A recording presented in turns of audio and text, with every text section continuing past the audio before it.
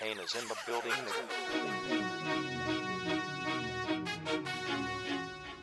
G'day guys, today I'm going deep into the specifics of the step back lunge off a podium. Let's have a look and see how it's done.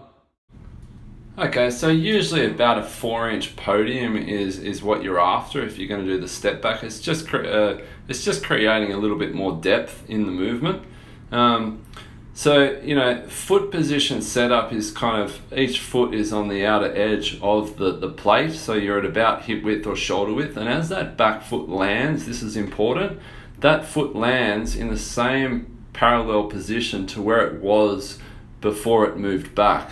So it stays, you know, at that shoulder hip width apart, so you're not basically on a tightrope in that back position.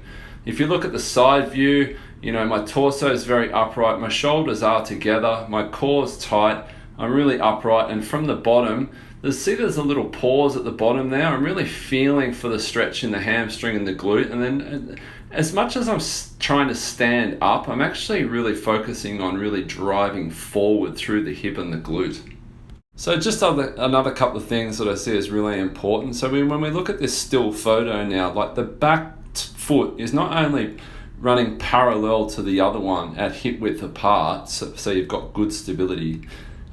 It's landing. The foot has landed up on the toe, right, and that foot is pointing straight ahead. It's very common for that foot to spin out to the right if there's a problem in the big toe or if there's a problem in the ankle or the calf. So ideally, you want that to land, you know, right on the toe, pointing nice and straight ahead. With the back lunge, it is a hamstring and a glute dominant exercise. So see how the knee is fairly above, you know, the ankle, and there isn't much knee progression. That's a pretty good sort of setup and stride length that'll serve you well. You breathe in as you step back, and you breathe out as you stand yourself back up. Good work, guys.